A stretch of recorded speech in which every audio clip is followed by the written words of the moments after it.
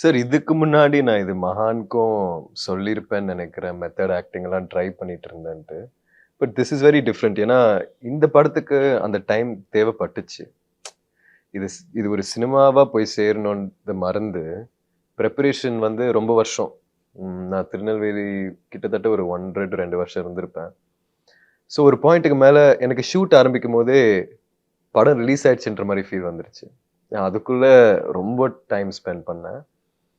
So possible தாண்டி அது தேவை ஆக்சுவலா இந்த படத்துக்காக. ஓகே.